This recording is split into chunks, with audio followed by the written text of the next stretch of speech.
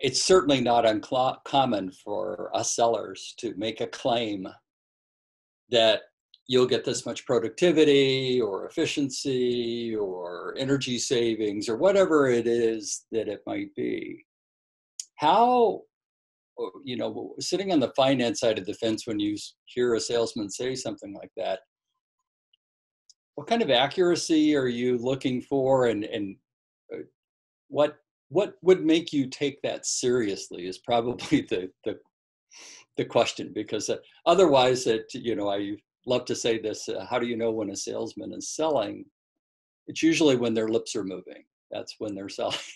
Right. So when are they actually giving a piece of information that's valuable and you really need to know that. But right.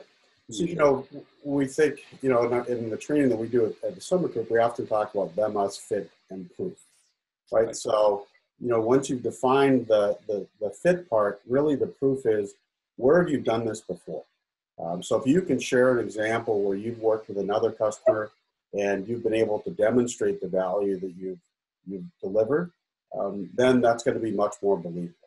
If there's really no information, there's no way to prove what you've done, then I'm going to have to discount the benefit that you are providing at a certain level, and that becomes the art as opposed to the science of determining what the real benefit will be for our organization.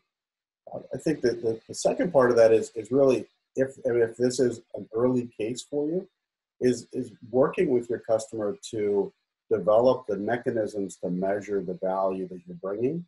And really, if you believe in the solution that you have, you want to know what those outcomes are, whether it's positive or negative. You really want to know, because if you are engaged with your customer, even if the outcomes are not exactly what you expected, but you're now working with them to change that so that you are delivering what you have, your customer will figure it out. And what you don't want them to do is figure it out, and then the next time there's an opportunity, they just exclude you from the opportunity because they think that you misled them in the first example.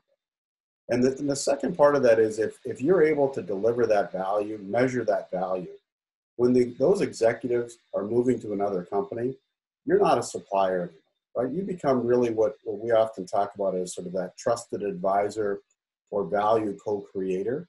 And you've moved up that pyramid of success, and they're going to bring you with them. If they know that they can bring you along, and bringing your solution in will deliver a measurable value to their new company, they will bring you along, they will refer you, they will recommend you, because that's an easy referral, or it's an easy process to do. So you want to really identify how you would measure that long term, and work with your customer to be able to get the data that you need to be able to quantify that value after you've made the sale, because that then becomes not only a big benefit internal to that customer, but it becomes your proof to your next customer that you're going out and having that conversation with.